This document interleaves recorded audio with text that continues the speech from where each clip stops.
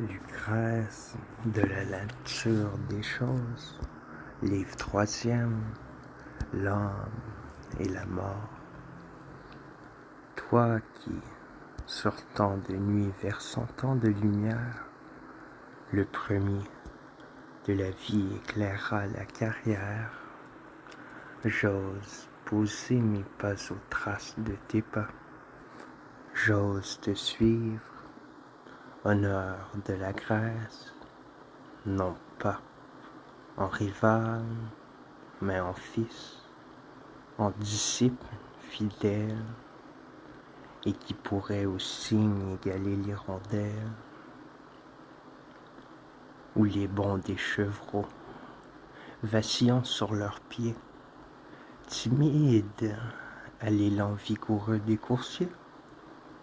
Toi seul es l'inventeur, et tes livres sublimes d'un père à ses enfants nous lèguent les maximes. Au sein des fleurs, l'abeille aspire son trésor. Ainsi je me nourris de toi, de ton miel d'or. Oui, plus digne que lors d'une éternelle vie, dès que la vérité par ta bouche nous crie, que l'immense univers n'est point l'œuvre des dieux. Les terreurs de l'esprit se dissipent, les cieux s'ouvrent et, par-delà les murailles du monde, dans le vide se meut la matière féconde. À mes yeux apparaît la demeure des dieux, riante paix qui n'onde un éclat radieux, qui ne viole pas les vents et les orages, où ne tombe jamais d'un éther sans nuage le givre en flocons blancs par l'âpre hiver durci. La nature y répand tous ses biens, nul souci n'effleure le repos de ses âmes sereines.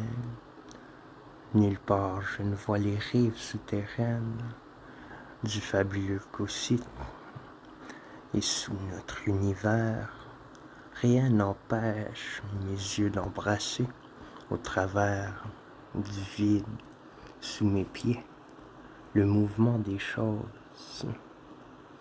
Quand je vois, par ta force, et jusqu'au fond des causes, s'éclairer la nature en son immensité, je ne sais quel frisson de sainte volupté, quelle divine horreur envahit tout mon être. Et puisque mes leçons ont fait assez connaître les types variés, l'éternel mouvement et l'essor spontané des germes, et comment leur concours a du monde ordonné la structure, c'est l'heure maintenant d'expliquer la nature de l'esprit et de l'âme. Il est temps que mes vers rejettent au néant cette peur des enfers qui si profondément trouble la vie humaine, que nul plaisir n'est pur, nulle volupté pleine, tant l'ombre de la mort en assombrit le cours. Certes, plus d'un mortel préfère, en ses discours, au tourment d'un long mal, d'une vie infâme, les gouffres du ténard. Ils savent ce qu'est l'âme du sang, un peu de vent peut-être, et rien de plus. Et nos enseignements sont pour eux superflus. Prends garde, ces grands mots ne sont qu'une attitude. L'amour du bruit les dicte et non la certitude. Chassés de leur patrie, abreuvés de tourments, en fuite sous le poids de soupçons infamants, loin des regards humains, ces déclamateurs vivent en quelque affreux désert que leurs mots les poursuivent. Tu les vois implorer les mânes des aïeux, et de noires brebis gorger les sombres dieux. Et plus dur est le sort, plus leur audace expire, plus la religion reprend sur eux d'empire. Attends l'homme à l'épreuve et, pour le bien juger, observe ce qu'il en face du danger, ce qu'il est en face du danger. Alors du fond des cœurs jaillit le vrai langage, et le masque arraché laisse à nu le visage. Ces rapaces désirs, ces aveugles ardeurs, qui marchent sur le droit pour monter aux grandeurs. Ces complices du crime, ulcères de la vie, qui vers la proie en vain nuit et jour poursuivis. Des malheureux mortels précipitent l'effort. Pour aliment premier ont la peur de la mort. Exclus de toute vie assurée et prospère, le mépris et la honte, avec l'âpre misère, semblent nous précéder. Triste avant-coureur, à ce seuil du tombeau dont nos fausses terreurs voudraient retarder l'heure et fuir au loin l'image. Et nous accumulons carnage sur carnage, or sur or, et sanglant d'un butin criminel, des monstres ont choui du bûcher fraternel. La table de famille est transformée en piège, et la haine intestine avec la crainte y siège. C'est de ce même effroi que sève l'envieux. Écoute le gémir, tel marche sous ses yeux, puissant et regardé, ceint de pourpre et de gloire. Lui végète dans l'ombre au bas de l'histoire, une statue, un nom ou la mort insensée. Par la peur du trépas, combien de cœurs blessés prennent en noir dégoût la vie et la lumière, jusqu'à porter sur eux une main meurtrière. Combien n'ont pas su voir dans cette aveugle peur la source de tout ce mot, l'écueil de la pudeur, ce qui rompt les liens d'amitié, ce qui brise les nœuds mêmes du sang dans nos heures de crise. Oui, pour fuir l'achéron, des citoyens, des fils, ont trahi leurs parents, ont livré leur pays. La nuit, l'enfant ne voit que présages funèbres. Encore nous tremble-t-il qu'au milieu des ténèbres, nous tremblons le jour, l'effroi qui nous poursuit. A-t-il donc plus de corps que ces terreurs de nuit? Sur ces ombres, le jour épuise en vain ses flammes. La science peut seule éveiller dans nos âmes, à défaut du soleil, l'astre de la raison, d'abord l'intelligence, ou, sous un autre nom, l'esprit, guide et conseil de la vie, est chez l'homme un organe et rien autre, une part dans la somme, vivante, enfin ce qu'est l'œil, le pied ou le bras, selon les sages grecs, ce qui pense n'a pas de siège spécial, de place définie. C'est notre activité vitale, une harmonie, qui, sans demeure fixe, anime nos ressorts. Ainsi la santé n'est que l'état sain d'un corps,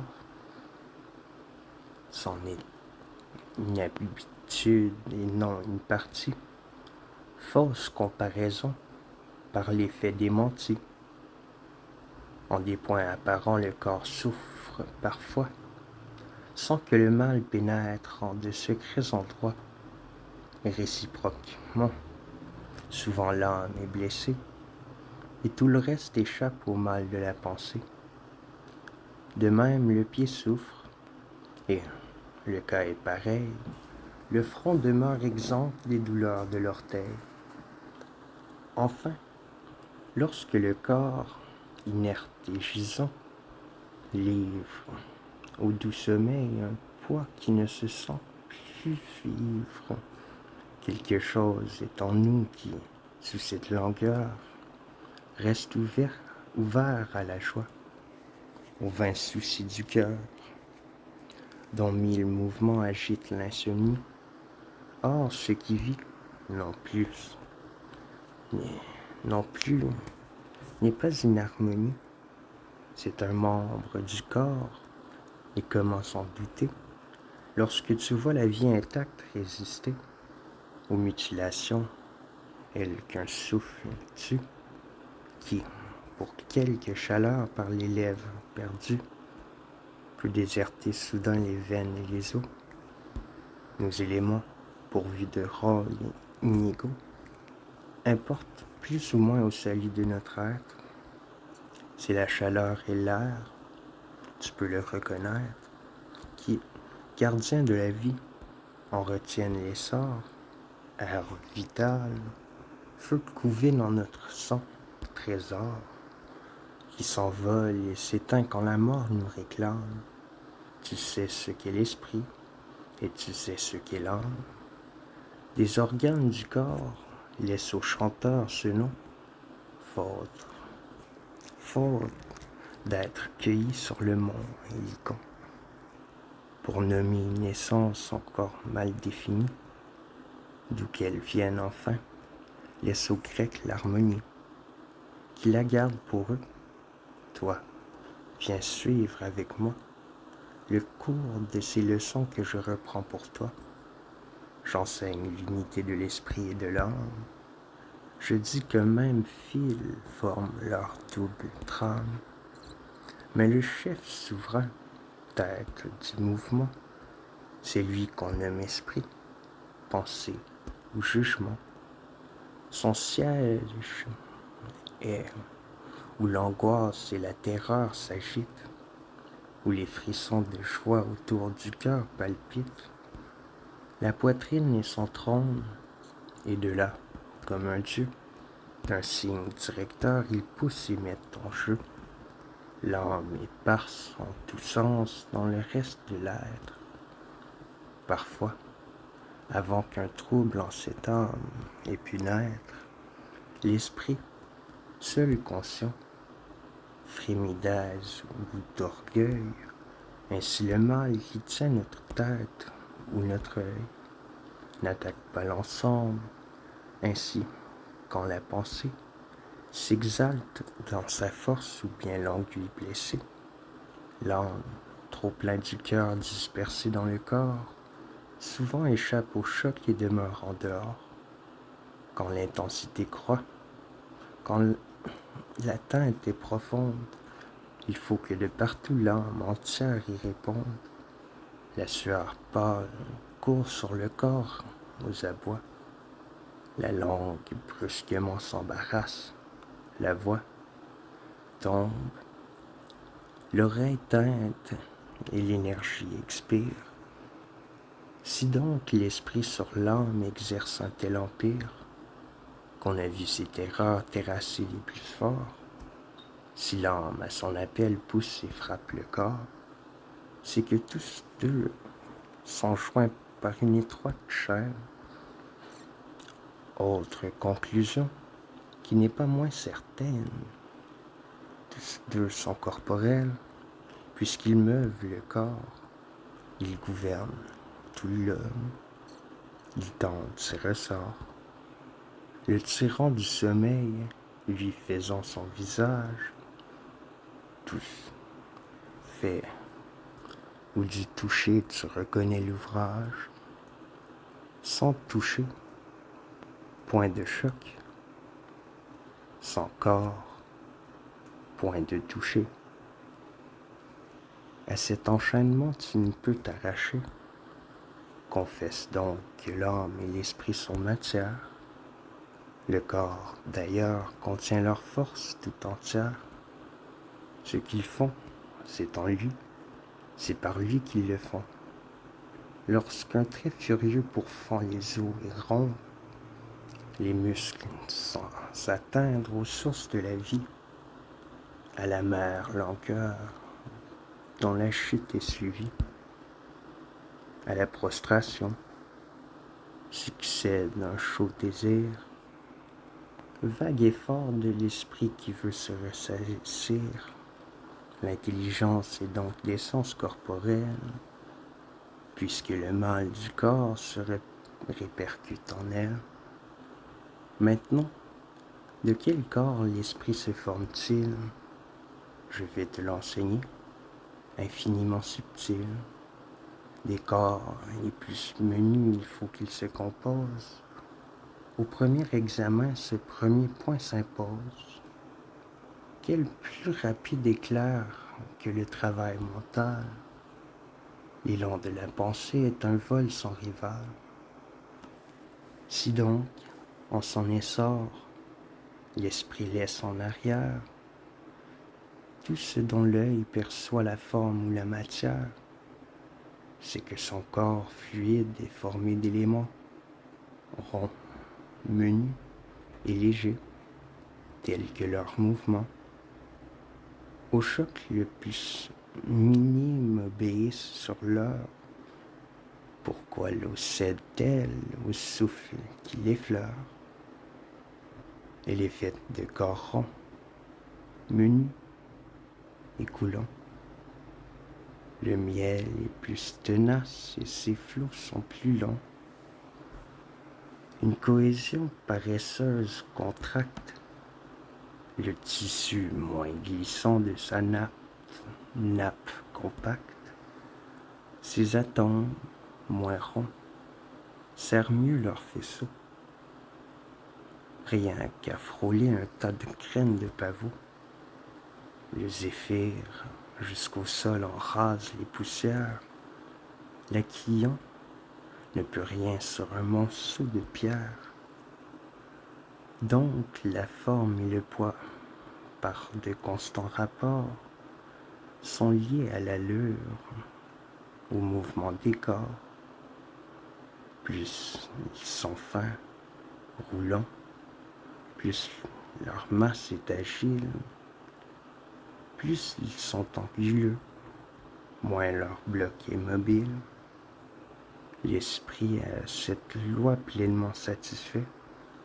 Actif par excellence, il ne peut être fait que de corps fins, polis et de formes sphériques, notion précieuse et qui partout s'applique, et qui sur tous les cas projette sa clarté. Regarde jusqu'où va cette ténuité de trame et combien peu, lorsque l'esprit s'amasse, ce fluide subtil doit occuper d'espace.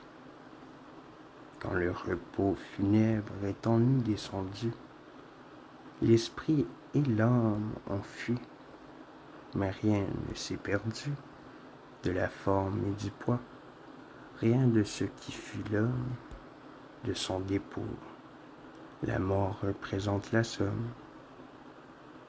Seul le souffle et la flamme intime sont partis. C'est que l'homme, réseau d'atomes très petits, entre les nerfs, les os et les veines pénètre. Elle a pu tout entière abandonner tout l'être, sans toucher au contour des membres. Le dehors est sauf, et le poids même est resté dans le corps.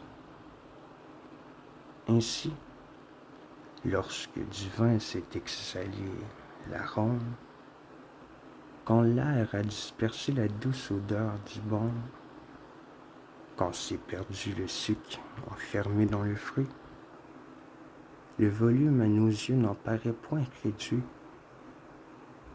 Le poids n'a pas changé, parce que les arômes et les sucres sont formés d'impalpables atomes. Si donc, sans altérer les formes et les poids, l'âme s'évanouit, c'est, encore une fois, que des germes subtils composent sa substance, non pas qu'elle soit une et simple en son essence, puisque par les mourants l'esprit est exhalé, il essouffle, et ce souffle est de chaleur mêlée. La chaleur ne va pas sans air et toute flamme en contient. Au défaut de cette frêle trame, l'air glisse par milliers ses globules ténus. Mais ces trois éléments constatés, reconnus, d'eux-mêmes peuvent-ils créer ce sens intime, contre-coup ressenti par l'être qui l'anime, où l'ignorance voit un don miraculeux? Ce pouvoir, j'en conviens, n'existe en aucun d'eux.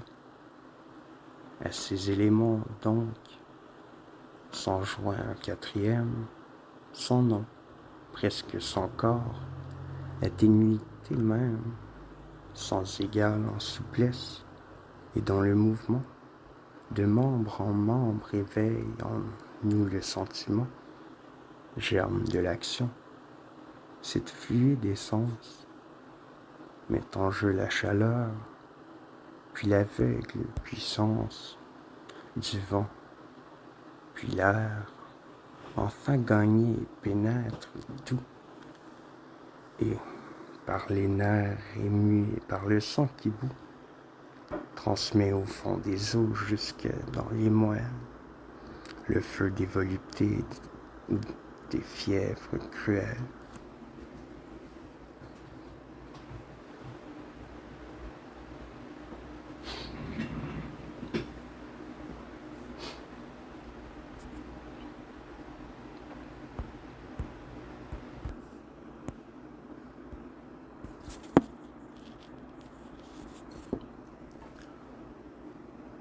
Le mal qui peut l'atteindre est le trait de la mort.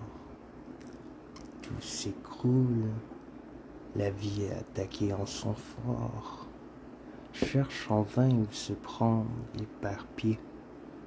Toute l'âme s'enfuit par chaque part impalpable flamme, heureux quand le torrent ne passe point les bords.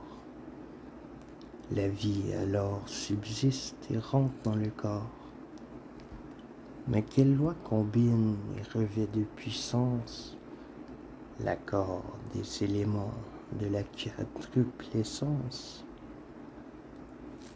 Notre indigent latin, rebelle à mon désir, t'en apprendra du moins ce que j'en puisse saisir. Encore, me bornerai-je aux aperçus sommaires, les mouvements croisés de ces substances mères? Leur pouvoir indivis n'admettent point d'écart, qui laisse de chacune évaluer la part, ressort divers d'un être unique. Elles ressemblent aux agents que nos chairs en nos tissus rassemblent, odeur, saveur, chaleur, que de secrets rapports amalgament si bien qu'ils ne font qu'un seul corps. Ainsi, l'air, la chaleur et l'aveugle puissance du vent, pour ne former qu'une même substance, s'unissent dans notre âme à l'obscur élément, moteur subtil, d'où part leur propre mouvement, et d'où l'activité coule de veine en veine, force présente au fond de la machine humaine, pivot sur qui tout porte et qui n'a rien sous lui, âme de l'âme enfin, et ce suprême appui, base de la pensée et racine de l'âme, court, invisible, fil dérobant sous la trame, ces éléments subtils et clairs semés, pouvoir que l'on ne peut nommer puisqu'on ne peut le voir. C'est bien là cependant l'esprit même, le maître et le dominateur du corps, le fond de l'être. Ne faut-il pas d'ailleurs qu'en ce mélange d'air, de chaleur et de vent qui vit dans notre chair, l'un des germes domine et sous la loi commune fasse que tout se tienne et que l'âme soit une, pour qu'au fil de l'air, de la flamme ou du vent, survive en quelques lieux le sentiment vivant. L'âme contient du feu, le feu que la colère allume au cœur, le feu dont l'œil sanglant s'éclaire. L'âme contient du vent, frisson avant-coureur. Quand nos sens ébranlés fait glisser la terreur, l'âme contient de l'air, onde impassible où nage l'équilibre serein qui luit au front du sage. C'est le feu qui domine en ces esprits entiers, âpres, où le courroux s'enflamme volontiers. C'est lui que les lions soufflent par les narines, qui fait en ronquement éclater leur poitrine et déborder sans frein le flot de leur fureur. Les cerfs tremblent au vent qui refroidit leur cœur.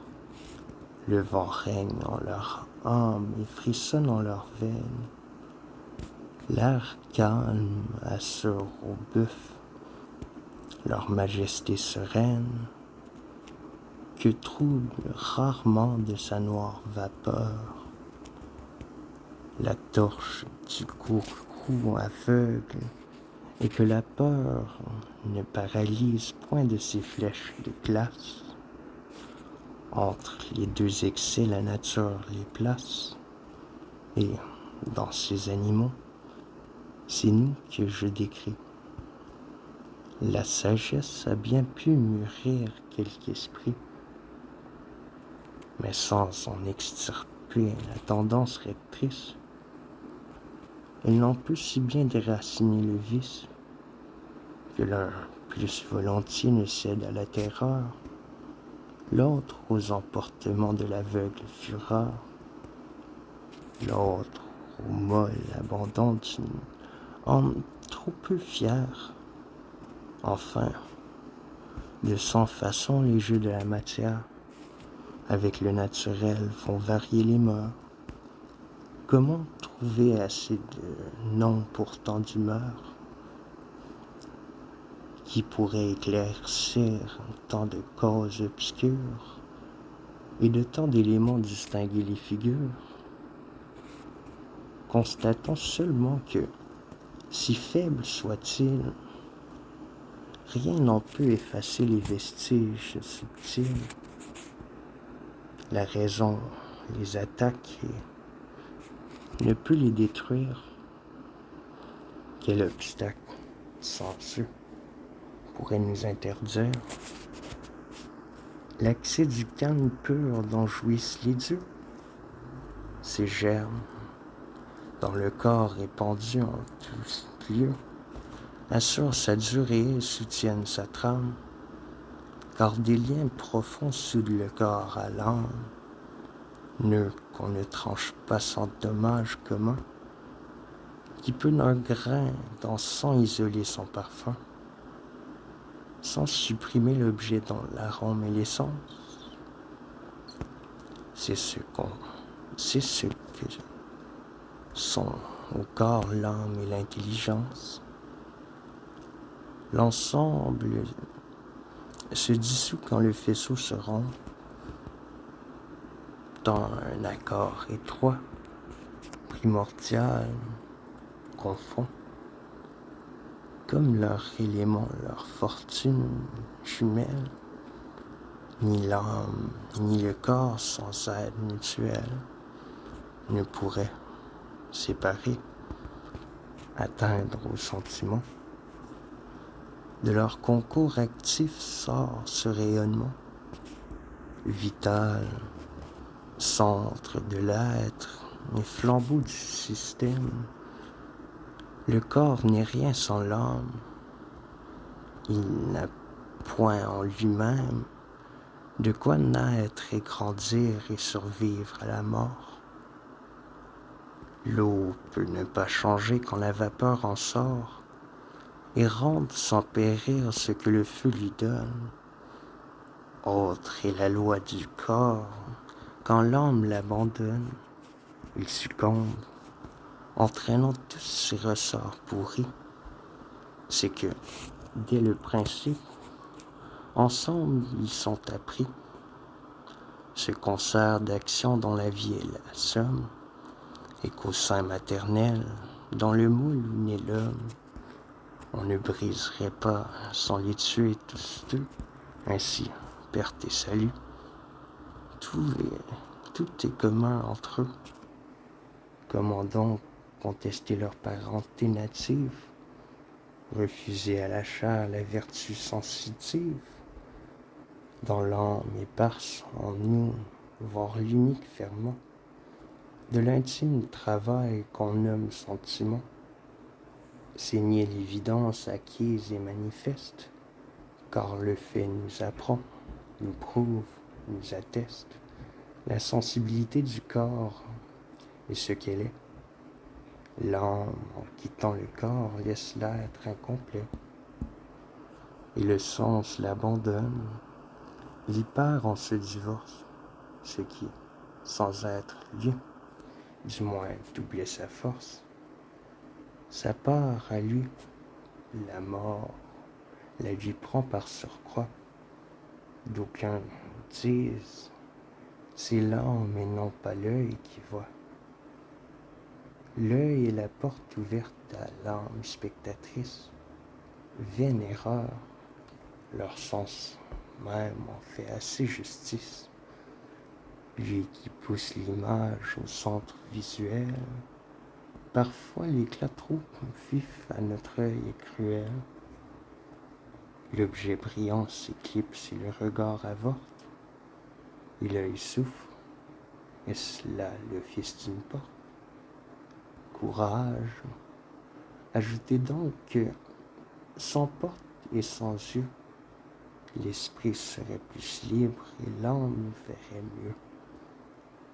Je ne puis non plus croire à l'erreur qui accrédite le nom presque divin du sage Démocrite, de couple alterné combinant les accords, deux à deux, germe à germe, il soude l'âme au corps. Or, la ténuité des principes de l'âme en doit borner le nombre. Aux mailles de la trame, ils pendent clairsemés et se tiennent de loin.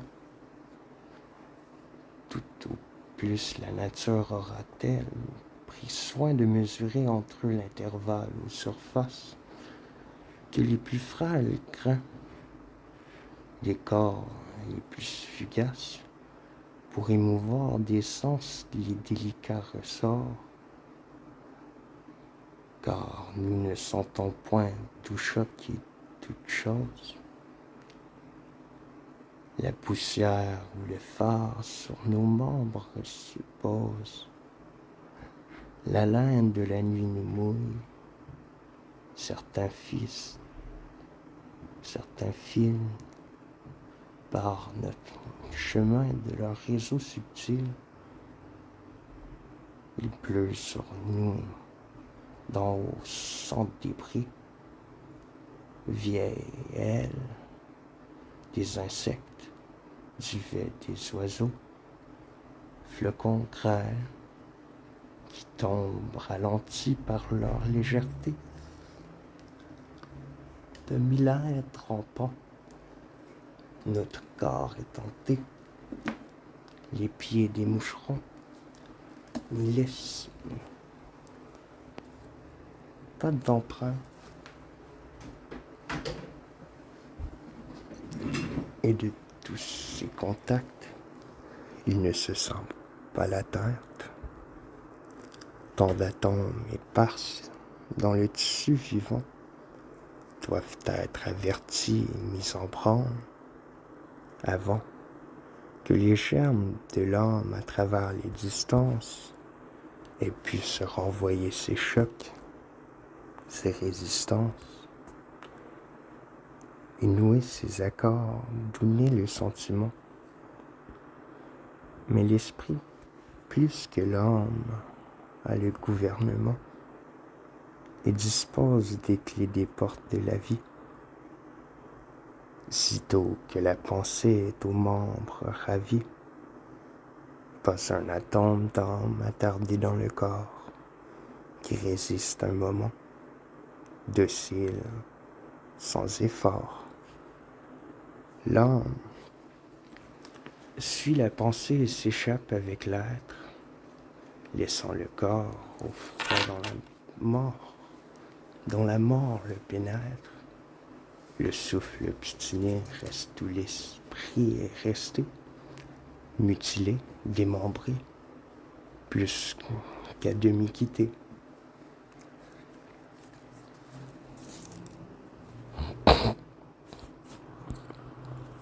Par l'âme qui s'enfuit de ses veines ouvertes, le tronc vit, l'air vital répare encore ses pertes. Si peu d'âme qu'il garde, il s'y cramponne au bord de la vie et résiste à l'assaut de la mort. Quand ce qui blesse l'œil n'atteint pas la prunelle, la vue intacte y siège et se concentre en elle. Oui, dû la cécité s'en suivre tôt ou tard. Si le globe n'est point crevé de part en part, la pupille suffit. Mais ce cœur de l'organe, centre si délicat de l'ordre diaphane, périt-il? Baigner l'œil de tous les feux du jour, le jour a fui soudain dans la nuit sans retour. Eh bien, l'âme, c'est l'œil, l'esprit, c'est la prunelle. Mais écoute, il est de temps que ma voix te révèle d'autres vérités, fruits des travaux longs et chers qui remplissent ma vie et que par mes fers, l'âme naît, l'esprit naît, donc l'âme et l'esprit meurent, comme en constants accords leur substance demeure, pour nommer l'une et l'autre, un des deux mots suffit.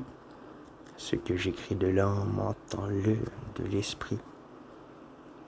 Ainsi, quand je dirais l'âme est chose mortelle, ne va pas oublier que l'esprit meurt comme elle. L'âme, en ténuité, je l'ai montré plus haut, passe les plus subtils des tissus.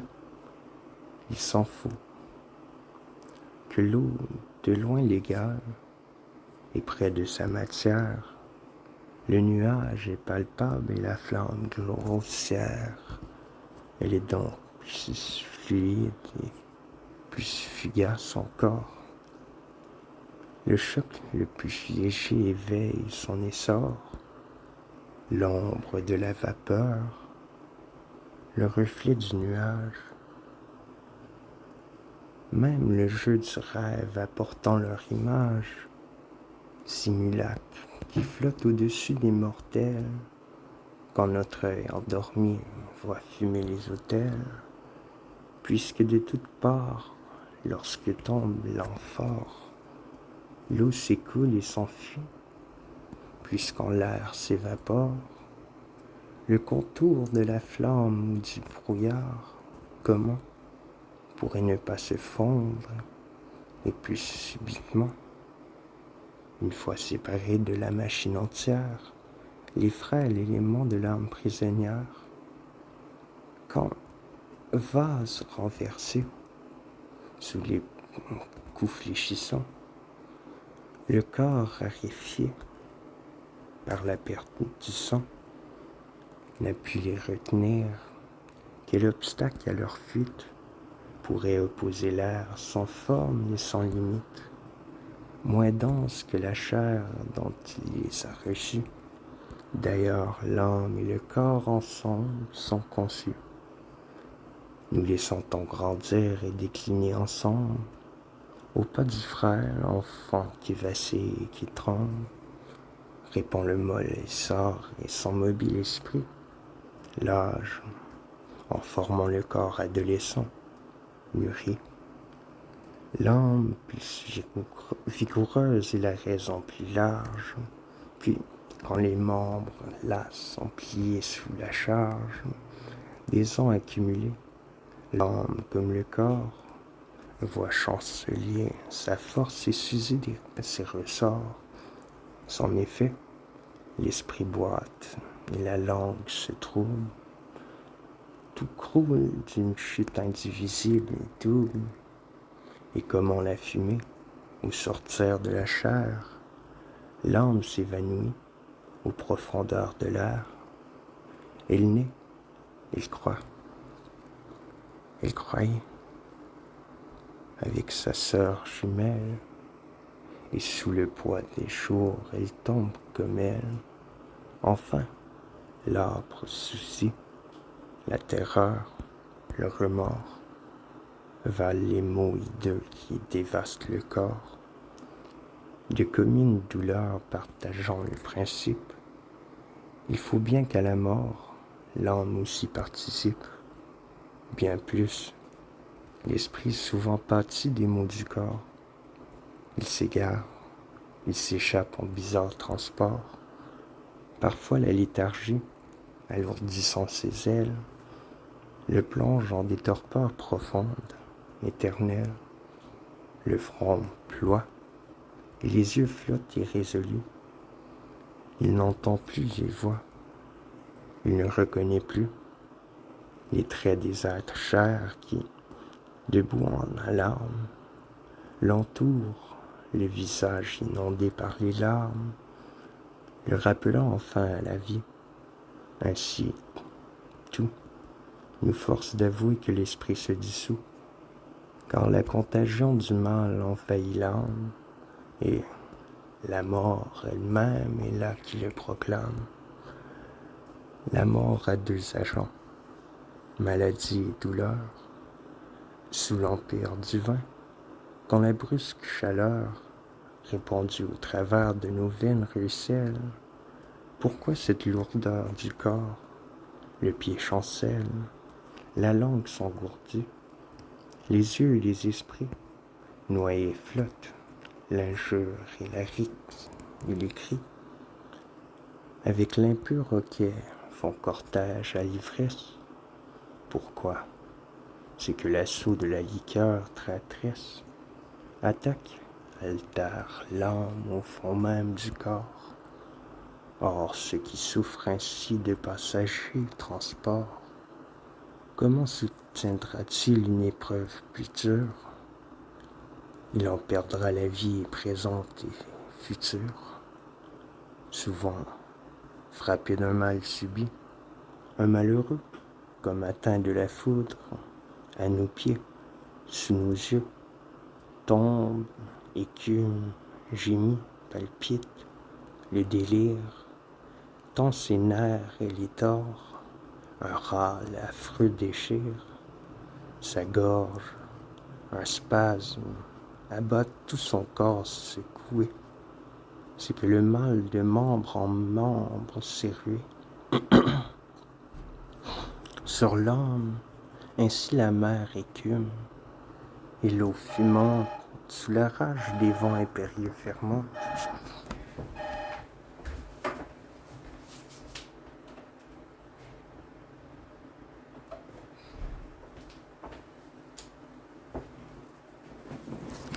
C'est que la douleur chasse et rassemble en sanglots tous les germes bruyants de la voix, dont les flots s'élancent de la bouche et coulent par la route, familière et connue, ouverte à leur déroute. C'est que l'afflux rongeur de ce même poison, bouleversant l'esprit, disloquant la raison, de leur chair confus fait jaillir le délire. Lorsqu'en ces réservoirs l'acre humain se retire, Quand la cause du mal se résorbe sur pied, le corps faible se dresse et l'âme se rassied.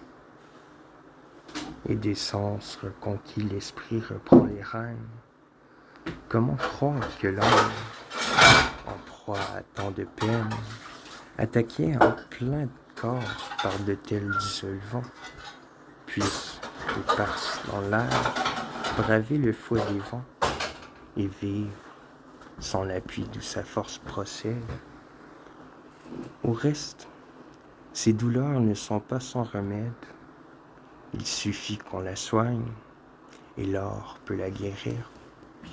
D'où je conclus encore qu'elle vit pour mourir.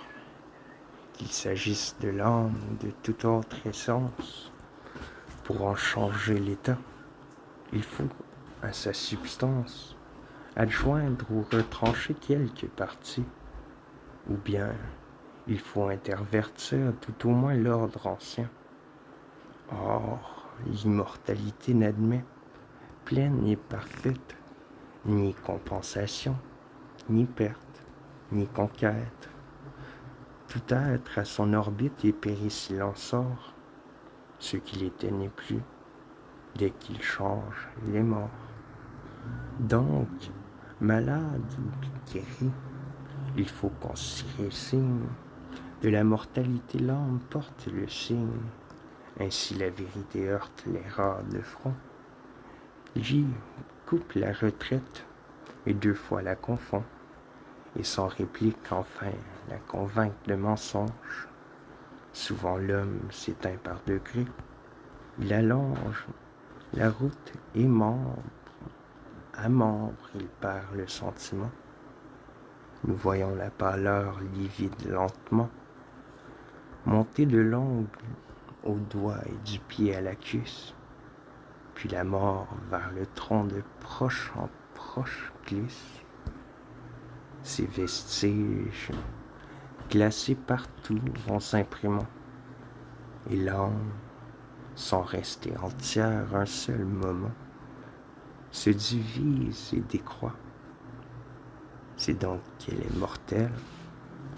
Crois-tu que, dans sa fuite, elle concentre en elle la part de sentiments que chaque membre perd et, ramassée à temps, se replie à couvert? Mais du fort où tant d'âmes à la fois se condensent, la vie au moins devrait rayonner plus intense. Ce fort, où le trouver? L'âme décroît et fond, ses débris sont jetés dehors. Elle meurt donc, mais j'admets tes raisons, je les tiens pour réelles. Soit, devant le progrès de ces morts partielles, l'âme recule en ordre, emportant son trésor. Je dis et je soutiens qu'elle est mortelle encore. Qu'importe qu'elle étouffe ou bien s'évanouisse, en bloc comme en détail, il faut qu'elle périsse. Puisque de toutes parts, de moment en moment, la vie en l'homme baisse avec le sentiment. Membre, organe, ressort, l'âme a dans la machine son poste fixe ainsi que l'œil et la narine, ou tout autre attribut vital du corps humain, et, comme chaque sens, œil, bouche, oreille ou main, perd, isolé du tronc, le sentiment et l'être, et doit en peu de temps pourrir et disparaître. Sans le corps, l'âme aussi n'est plus qu'un membre mort, n'est plus qu'un membre mort. Sans l'œil, il n'est rien, car l'homme est son support. Son enveloppe, aussi quelque image plus vive, peut serrer de plus près leur fusion native, car l'âme tient au corps, si le corps la contient. C'est de leur union que leur force provient. De leur accord dépend leur salut et leur vie. L'âme, quand par le corps elle n'est plus servie, ne peut suppléer seul au rouage absent. 70% that's Privé the d'âme, price. Le corps perd l'usage des sens. De l'orbite arrachée, l'œil demeure sans forme. Voyage. À la fois et sans vue, ainsi l'esprit et l'âme semblent ne rien pouvoir par eux-mêmes, couverts par les membres, mêlés dans les os et les nerfs, à travers le réseau des muscles et des veines, leurs principes subtils, tenus par tant de chaînes, ne peuvent point risquer de trop larges écarts, mais, par la mort chassée dans l'espace épars, ils perdent tout ressort, parce que nulle écorce ne comprime leur sève et ne contient leur force. L'air serait un vrai corps vivant, si l'âme en lui pouvait se recueillir et rencontrer la pluie. Que prête à ses élans la corporelle étreinte, je le répète donc, lorsque la vie est teinte, a rejeté le souffle et rompu le contour, il faut bien que l'esprit se dissolve à son tour, et l'âme avec l'esprit, car leur cause est la même. Quoi, le corps, sous le coup du divorce suprême, s'effondre en pourriture infecte, et tu nierais que, s'élevant du fond de ces vases secrets, l'âme ait pu s'envoler comme fait la fumée. Toute cette structure en poussière abîmée, ce plein écroulement ne proclame-t-il pas qu'ébranlé, expulsé en minimes éclats, pour glisser au défaut des mailles de la trame, se sont évaporés les éléments de l'âme, qu'en leur ouvrant passage, enfin, mille détours, en impalpables flots, ont dû briser leur cours, qu'avant de se noyer dans les airs diffusés, en nous l'âme déjà s'était décomposée.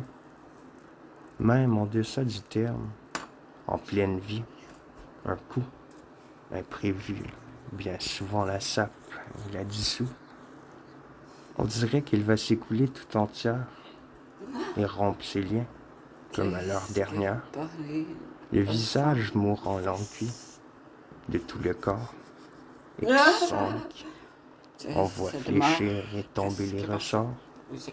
Il semble que l'esprit, comme l'on dit, défaille et laisse l'âme aller, qui frissonne et tressaille, cherchant à se reprendre aux liens qui se rompent. Tant l'âme dans la chair fut secouée à fond, un peu plus, et le choc la réduirait en poudre. Et lorsque tu la vois hors du corps se dissoudre, sans appui, sans contour, dans l'espace béant, sa diffuse vapeur braverait le néant. Je ne dis pas 1000 ans, mais un millième d'heure, de la gorge au palais porte supérieure. Le mourant la sent-il monter, de la chair, tout entière à la fois se détacher dans l'air. Chaque sens voit sa force en son organe éteinte. Chaque parcelle d'âme en son siège est atteinte. Si l'âme s'envolait à l'immortalité, son départ à ce point serait-il redouté? Comme un daigne laisse aller ses bois usés par l'âge, comme de sa peau vieillie un serpent se dégage. Joyeuse, elle fuirait son étroit vêtement. Enfin, ce qu'on nomme esprit ou jugement, des seules régions de la poitrine émanent, plutôt que de la main, ou du pied, ou du crâne. C'est qu'une loi, pour naître et pour se déployer, assigne à toute force un lieu fixe, un foyer, loi qui régit nos corps, ou de temps de partie, jamais les fonctions ne sont interverties. Tel est l'enchaînement des choses. Nul ne voit des eaux naître le feu, du feu naître le froid. D'ailleurs, si l'âme était de nature immortelle, il pouvait sentir loin du corps qui la recèle. De 5 sens que je pense, il la faudrait pour voir. Et même, on ne l'a pu autrement concevoir. errantes sous la terre, au bord des fleuves sombres. Les poètes anciens et les peintres des ombres donnent toujours des sens aux fantômes des morts. Qu'est-ce qu'un nez, des mains, des yeux, d'âme sans corps?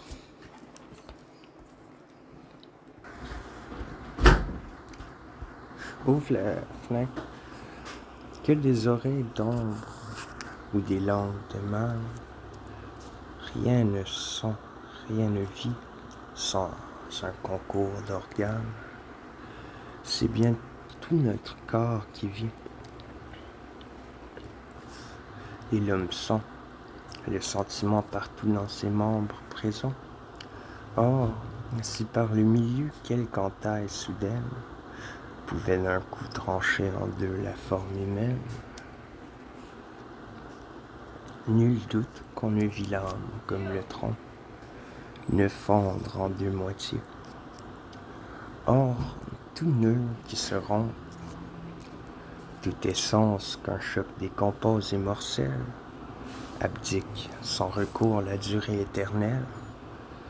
Dans le feu des combats, les chars armés de fous abattent brusquement les membres encore chauds, et le morceau tombé sur le sable palpite. L'homme n'a rien senti dans la perte est subite. L'élan de sa fureur n'en est pas arrêté. Tout entier aux ardeurs de la lutte, emporté par le reste du corps, l'esprit vole au carnage, en vain parmi les fous, les chars, les attelages. Avec le bouclier son bras gauche et gisant, il n'en tient compte, il part, il surgit, prend du sang. L'autre main qu'il n'a plus et qui tenait l'épée, ou bien cherche un appui sur sa cuisse coupée, quand son pied sur le sol crispe ses doigts mourants, telle tête arrachée aux membres expirants, chaude encore, gardera les couleurs de la vie, les yeux ouverts jusqu'à l'âme ravie. Tout entière s'écoule et fuit avec le sang. Lorsqu'un serpent sur toi s'avance, menaçant, dardant sa langue, enflant sa gorge, s'il arrive que tu puisses trancher sa croupe convulsive, tu verras sur le sol d'un sang noir imbibé sauter les chacaneaux sous les glaives tombés. Le haut du corps se torne et cherchant sa blessure, tourner contre lui-même une ardente morsure. Nous faudra-t-il admettre une âme par tronçon? Plusieurs pour un seul corps, avec plus de raison. Je dis que l'âme en vie était une, indivise, qu'avec celle du corps son unité se brise, que tous deux sont mortels enfin, puisque le fer tranche et divise l'âme aussi bien que la chair. Et puis, comment, si l'âme est d'immortelle essence et s'insinue en nous le jour de la naissance, les vestiges de l'âge et des actes passés, dans un contour nouveau se sont-ils effacés? Si l'âme, en renaissant, à ce point se transforme, que du séjour quitté, tout souvenir s'endorme. Cela, je crois, diffère assez peu de la mort, puisqu'il en est ainsi, tombe avec moi d'accord, que l'âme antérieure est bien morte, et que celle qui rentre en nous est bien d'éclosion nouvelle, mais au seuil de la vie et du monde animé, l'âme neuve se joint au corps déjà formé. Pourquoi donc, dans le son, Avec le corps, son hôte, paraît-elle s'accroître et vivre côte à côte. Il lui fallait, au moins, comme on cage un oiseau, seul et pour soi grandir. Or, dans tout le réseau, partout le sentiment à la fois se présente. Ainsi, rien ne l'isole, ainsi rien ne l'exempte des lois de la naissance et du coup de la mort. Quel pouvoir soudrait, et d'un lien si fort, à sa prison d'un jour cette âme passagère? Non, celle-là, chez nous n'est point une étrangère, qui s'amalgame au nerf, aux veines, aux vaisseaux, témoin le sentiment des parties même aux os, même aux dents que ces îlots glacés, et qui irritent d'un gravier dans un fruit la rencontre subite. Pourrait-elle, ainsi prise en mille nœuds étroits, saine et sauve, échapper tout entière à la fois à l'écheveau des os, des nerfs et des jointures?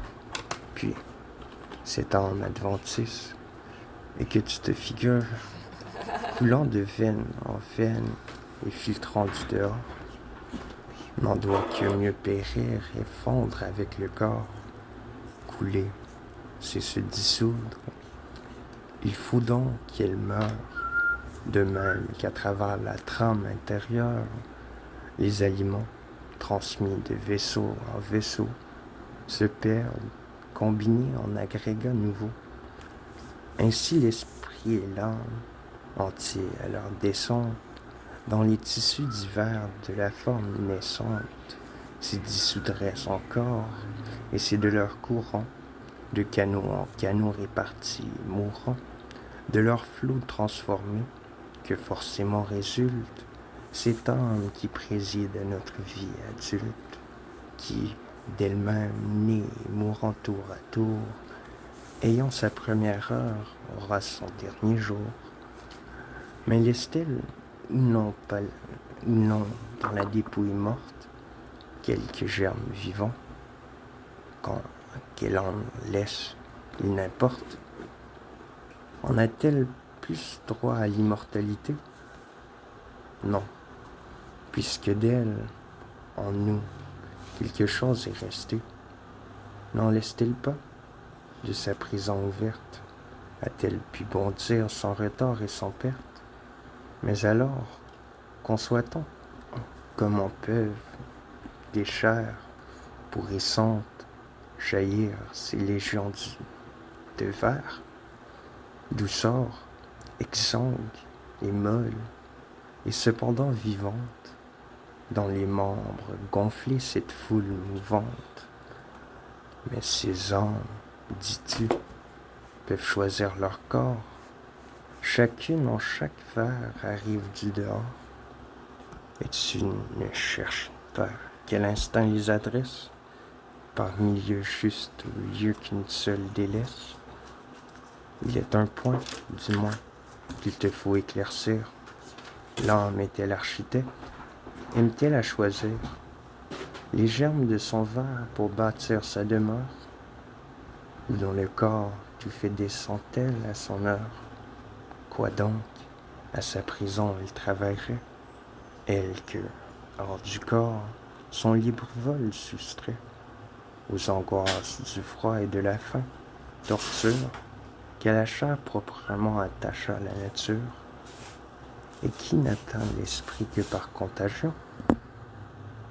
Mais prenons qu'elle agisse avec intention, pour son bien. Par où donc penses-tu l'introduire? Dans ce nid qu'elle cherche ou s'est voulu construire? Non, non, l'âme, crois-moi, ne se fait point un corps. Et comment expliquer ces intimes accords qui d'une vie unique aiment la personne?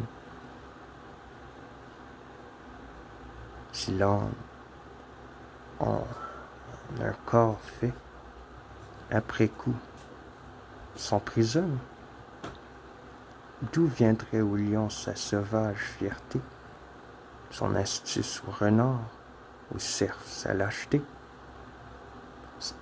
héritage de peur transmis par ses ancêtres, ses instincts plantés en chaque tribu d'êtres qui croissent dès l'enfance avec l'âme et le corps, sinon d'une loi fixe et de constants rapports.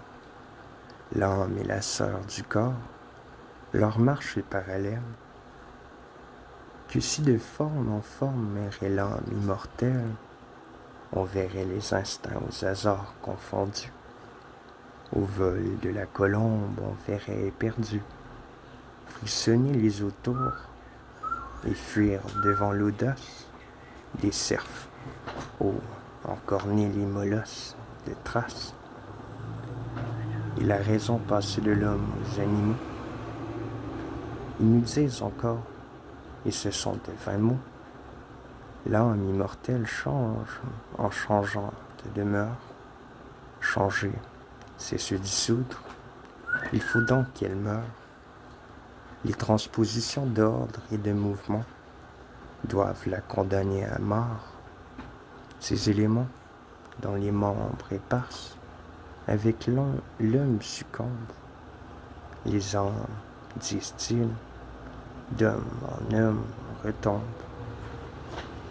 Pourquoi donc tel esprit, sage avant le tombeau, revit-il insensé sous un masque nouveau? D'où vient qu'au jeune enfant manque le sens du juste, au poulain la raison de l'étalon robuste? Sinon de cette loi, de ces constants rapports qui font du même pas marcher l'âme et le corps. L'esprit peut bien, dit-on, pour première défense, dans le corps de l'enfant revenir à l'enfance. C'est l'avoué mortel, puisqu'en changeant d'étui, il perd tant de sa vie entière, tant de lui. Comment, sans un lien d'affinité jumelle, l'âme et le corps, montant d'un progrès parallèle, atteindraient-ils l'ensemble à la fleur de leur rang? Pensons, et pourquoi déserter les membres vieillissants? Craint-elle de rester prise en leur pourriture, et que l'abri dans l'âge ébranle la structure, ne l'écrase en tombant du poids de ses débris? Mais pour une immortelle, est-il de ces périls?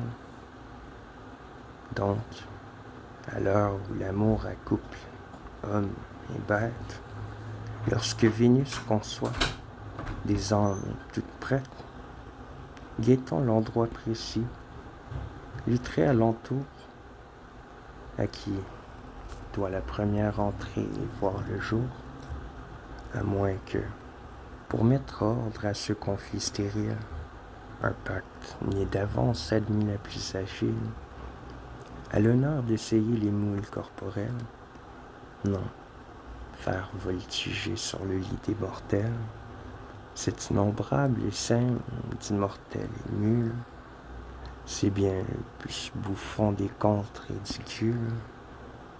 As-tu vu le nuage éclore sous les mers, le poisson vivre au champ et l'arbre au désert, le sang couler du bois et du rocher la sève? Non, chaque être a son air où commence et s'achève son évolution, loin des nerfs et du sang. Sans corps, il n'est pas d'âme, d'être pensant. Autrement l'humérus ou l'occiput, que sais-je, au besoin le talon, lui servirait de siège. Quelques membres, du moins, qui fixent à son essor, le vase de l'esprit serait dans l'homme encore, mais ce n'est point assez. En nous l'esprit et l'âme, en chacun son foyer que la raison proclame immuable, comment ne pas nier dès lors qu'il puisse jamais naître ou vivre hors du corps?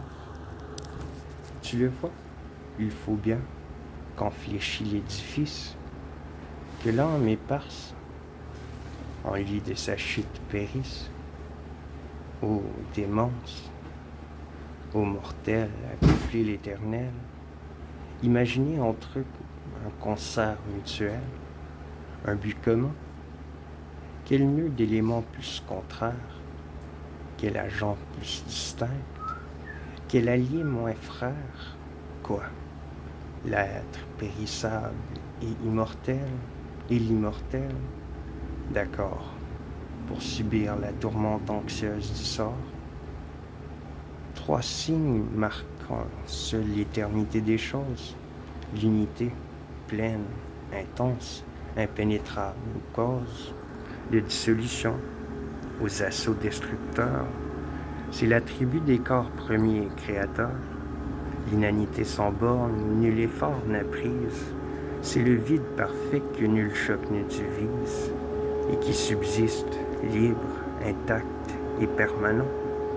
Le défaut absolu d'espace environnant, où la dispersion éclate et se consomme, c'est le propre du monde, où recueillir la somme des univers.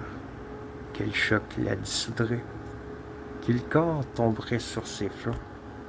Rien n'existe en dehors, mais bien, cette unité, la trouvons-nous dans l'âme? Non. Tu sais que le vide est infus dans sa trame, cette inanité? Non. Les corps ne manquent pas non plus, dont les assauts puissent jeter à bas sa fière forteresse déchaînée sur elle, du fond des horizons, la déroute mortelle, à sa chute, à sa fuite enfin, à ce que perd sa force. L'infini de l'espace est ouvert. La porte de la mort lui serait donc fermée. Contre les chocs mortels, la croirons-nous armés et l'élèverons-nous à l'immortalité?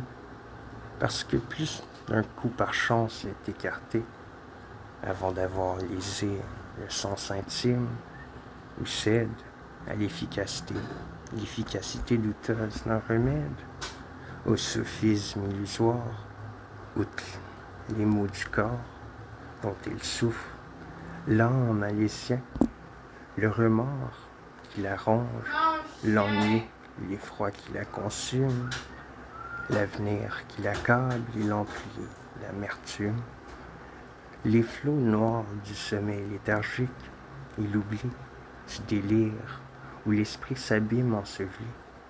Ami, la mort n'est rien, dès que l'âme est mortelle. De même qu'en ces jours où la grande querelle fit régner la terreur sous la voûte des cieux, quand les Carthaginois, le choc tumultueux, ébranla tout au loin sur la terre et sur l'onde, quand Rome put douter de l'empire du monde, nous n'avons pas souffert, nous qui n'existions point. De même, après la mort, lorsque sera disjoint ce nœud d'âme et de chair où tout l'homme réside, rien n'atteindra nos sens ou notre être nous vide, car nous ne serons plus.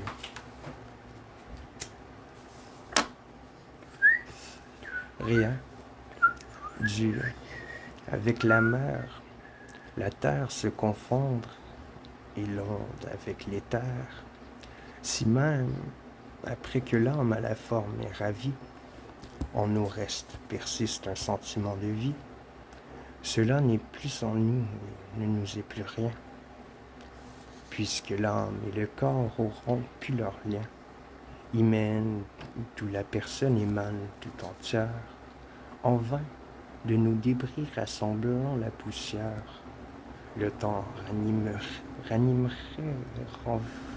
renverrait un jour nos éléments groupés dans le même contour. Jetterait-il un pont d'une existence à l'autre? Notre substance était, avant d'être la nôtre, mais ceux que nous étions sont pour nous aussi morts que les vivants futurs qui reprendraient nos corps. Et certes, en contemplant l'immense cours des âges et l'infini travail des atomes, les sages admettront que, parfois, leurs divers mouvements, leurs divers mouvements dans le même ordre et puis grouper nos éléments. Mais ce sont des retours que l'esprit ne peut suivre. Entre eux, le fil se rompt. La mort passe et délivre.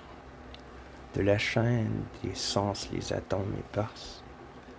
Qui sait ce que les ennuis gardaient de hasard?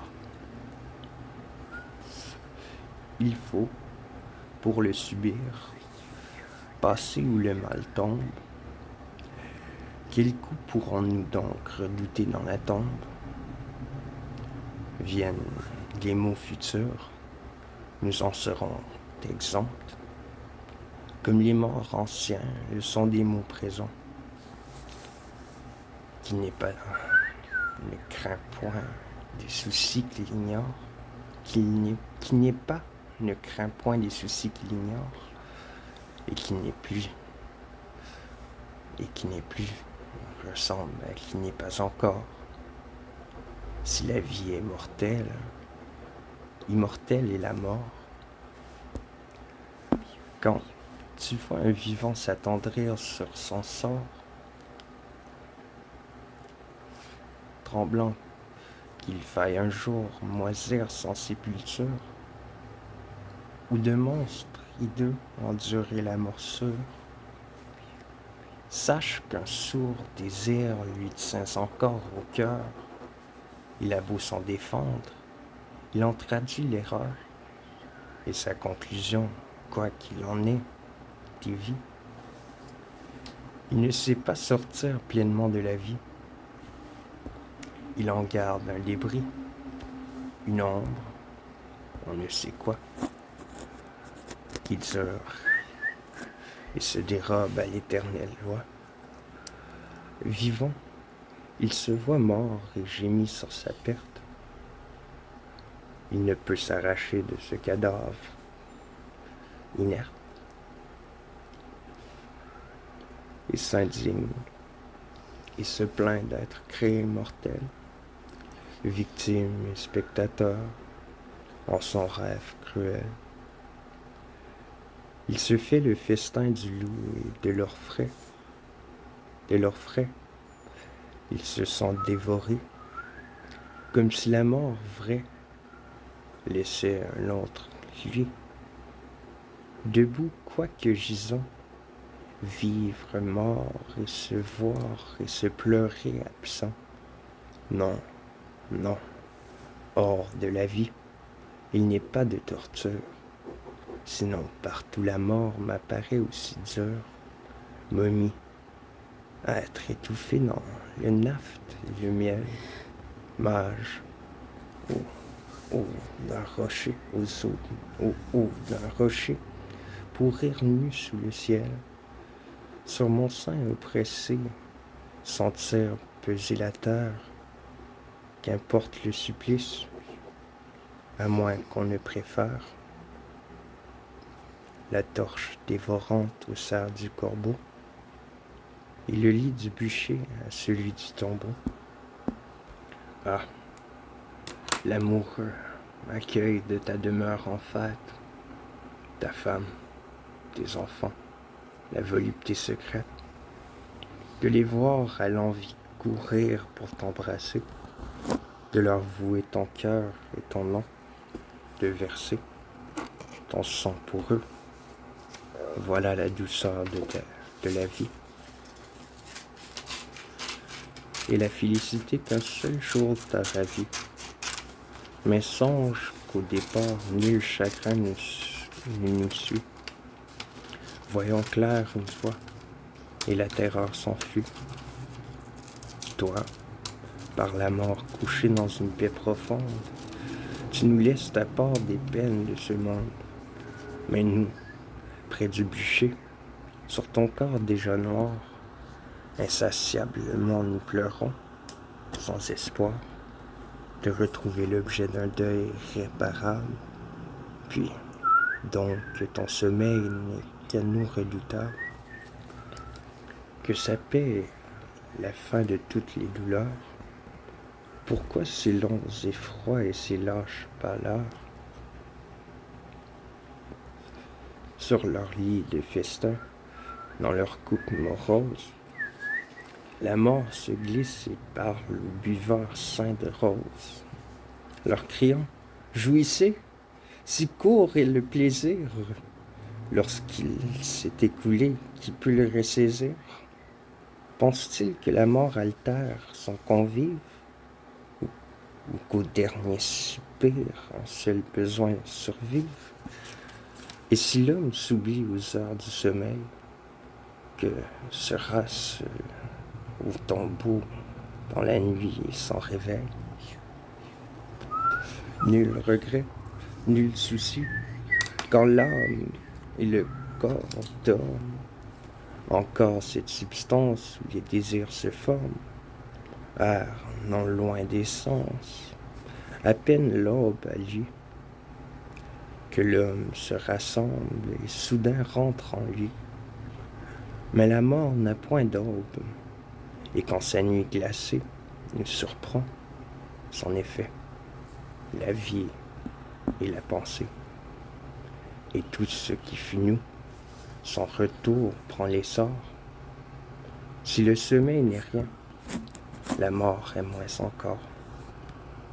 Si prenant une fois la nature des choses, se lever, lasse enfin de nos terreurs sans cause, et gourmander ainsi quelqu'un des mécontents. Mortel, pourquoi ce deuil, ces pleurs inépuisants? Si jusqu'ici pour toi la vie en bien abonde, qui sur tes jours versés n'ont pas fui comme une onde, en phase sans fond, quitte la satisfait, sort sans rassasier comme on sort d'un banquet, et tranquille endors-toi dans la paix éternelle. Si, déçu par ses dons, tu t'es dégoûté d'elle, pourquoi, cueillant des fruits qui tombent de ta main, joindre aux pertes d'hier les pertes de demain? La mort clôt ton labeur, reçois-la sans colère. D'ailleurs, je ne sais plus qu'inventer pour te plaindre. J'en fais le monde ainsi, ni pire ni meilleur. Ton corps est dans sa force et ton âge en sa fleur. Dis-tu, quand tu vivras 1000 ans, les mêmes peines s'attacheraient encore aux fortunes humaines. Ton immortalité n'en romprait pas le cours. Que pourrait l'immortel répondre à ce discours? Que la nature est juste et sa parole vraie, aux malheureux surtout qui du trépas s'effraient. Elle crie à bon droit, laisse là tes vains pleurs, pas fou, quand la mort vient guérir tes douleurs. Et toi, vieillard, toujours ton âme inassouvie, dédaigneuse des biens qui t'épanchent à la vie, n'eût soif que des absents, de ceux que tu n'as plus. Tes jours mal employés pourtant sont révolus. Sur ton front la mort plane, imprévue et t'arrête, avant que le dégoût t'inspire la retraite. Va, le regret, si est mal à la caducité, il est temps, place à ta postérité. Grande et forte leçon, tout est métamorphose, toujours un flot nouveau chasse les vieilles choses, et l'échange éternel rajeunit l'univers. Rien ne roule au tartare, au gouffre des enfers. Pour les peuples à naître, il faut de la matière. Ils vivront à leur tour et verront la lumière. Les uns nous précédaient, les autres nous suivront. C'est un cercle éternel que nul effort ne rompt. Et la vie à jamais se transmet d'âge en âge. Elle n'est à personne, et tous en ont l'usage. Songe de quel néant furent pour nous remplis tant de siècles anciens avant nous accomplis. Regarde dans ce miroir que t'offre la nature, par-delà le tombeau, l'antiquité future. Qu'y vois-tu? Rien d'horrible, une sécurité, dont nul sommeil ne vaut le calme illimité. Quant à ces châtiments qui bordent le possible, ils sont ici. L'enfer en nos cités habite. Ce fabuleux captif, vainement éperdu, sous l'énorme rocher, dans les airs suspendus. Est-ce Tantale? Non, c'est le visionnaire, tremblant sous le destin comme sous le tonnerre. Ce rocher menaçant, c'est la crainte des dieux, ce géant Tithéos, dont le corps spacieux sert d'antre au peuple ailé, dont la rage le fouille. Est-ce un titan couché, jonchant de sa dépouille? 9 arpents dévastés, couvrit-il l'univers? Crois-tu que sa poitrine et ses membres ouverts puissent jamais suffire à l'éternelle peine? Non. C'est l'homme abattu sur qui le sort déchaîne, les soucis dévorants, les cuisants amours, tout ce que le désir enfante de vautours. Sisyphe est sous nos yeux, il lutte, il tente, il brigue la hache et les faisceaux, qui nargue sa fatigue, et sans trêve il poursuit ce néant du pouvoir, pour retomber vaincu du haut de son espoir. N'est-ce pas, en dépit de la pente rebelle, poussé vers une cime, un rocher qui chancelle, et qui, près de s'asseoir au suprême sommet, roule, fuyant le but qu'il n'atteindra jamais? Dans l'âme, sans combler sa renaissante envie, incessamment verser les bienfaits de la vie, comme fait tous les ans le retour des saisons, qui rendent aux humains les fruits et les moissons. N'est-ce point ressembler aux vierges d'Anaïde, qui remplissaient toujours des vases toujours vides? Il n'est point d'Érénice et de chien à 3 corps, c'est le spectre du crime et l'ombre du remords.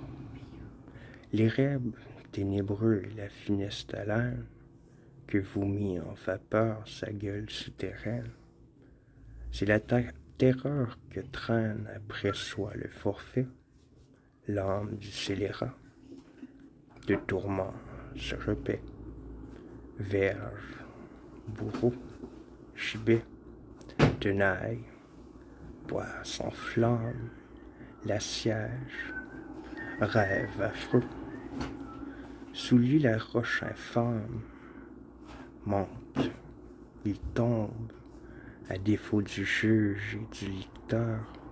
La conscience est là, qui veille dans son cœur, sous l'aiguillon secret, sous le fouet implacable. Il ne voit pas de terme à l'effroi qui l'accable. Il tremble que la mort ne double encore ses mots. De là, cet achéron, ces monstres infernaux, que de leur propre vie animent les crédules. Ô toi, qui sur le bord de la tombe recule, ne te dis-tu jamais, il est mort, le bon roi, Ancus, le sage Ancus, qui valait mieux que moi? Et pour jamais au jour ses paupières sont closes, ils sont morts, ces puissants et ces maîtres des choses, qui gouvernaient jadis de grandes nations, celui qui sur les flots lança nos légions, qui vers la haute mer leur ouvrit une route, qui des gouffres salés voulant du pied la voûte, dédaignant les clameurs de l'océan vaincu. L'âme a quitté son corps, Ulysse a vécu. Ce fléau de Carthage et ce foudre de guerre, Scipion s'est éteint comme un rustre vulgaire. Et tous ceux que Phébus nommait ses favoris, les inventeurs des arts, les flambeaux des esprits, ils reposent en paix avec leur prince Homère, son temps, c'est le flot de la vie éphémère. Démocrite averti s'empressa vers le port, de lui-même inclinant son front mûr pour la mort, et le sage, son père, le divin Épicure, n'a-t-il pas dû céder au cours de la nature? Ce mortel devant qui le reste était pareil aux astres de la nuit en face du soleil, et ses cris, ses regrets, c'est toi qui les exhales, à tombe dont la vie et la mort sont égales. Ta vie existe-t-elle?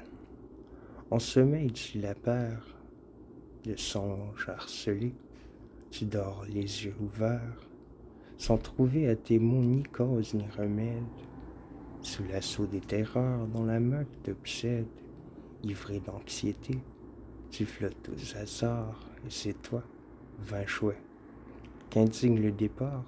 Ah, si l'homme cherchait à savoir d'où lui tombe ce poids qu'il sent sans lui, sous lequel il succombe, l'origine des maux dont l'étouffant souci, sur sa poitrine amasse un fardeau sans merci. Le verrait-on ainsi douter, désirer, craindre, sans savoir ce qu'il veut, ce qu'il ne peut atteindre? Croit-il, en l'agitant, alléger le fardeau, le sort de son palais qui lui semble un tombeau, puis s'y range soudain, et toujours y rapporte cet ennui qu'il fuyait et qu'il veille à sa porte.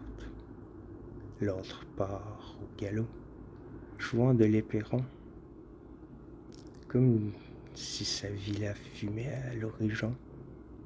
À peine au seuil, il bâille, et dans sa lourde sieste, cherche l'oubli menteur d'un souvenir funeste, où pour Rome, aussitôt ventre à terre, il repart.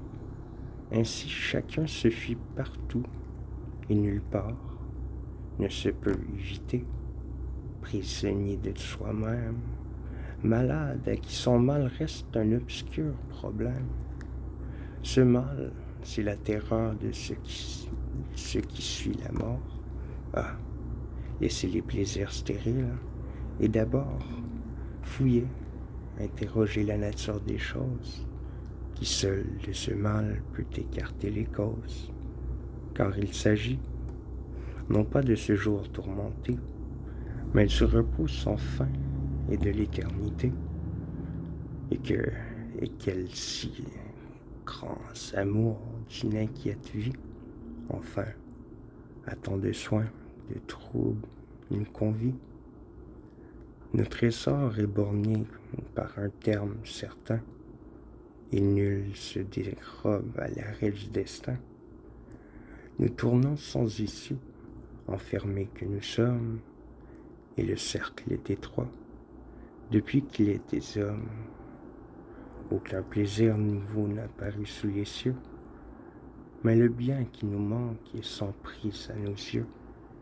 L'atteignons-nous? Soudain, quelque autre nous appelle et nous laisse béants d'une soif éternelle, inquiets et pions, au fond du temps obscur, les présages douteux de notre sort futur, vaine et stérile fièvre, Est-ce que, par la vie, une ombre de durée à la mort est ravie? Serons-nous moins longtemps rien? Que peut notre effort, jeté dans la balance où l'éternité dort? Vivrions-nous 100 ans, 1000 ans, 20 siècles même? Ferions-nous une rive à l'abîme suprême? Pour le mort séculaire et pour le mort d'un jour, égal est le néant, sans borne et sans retour.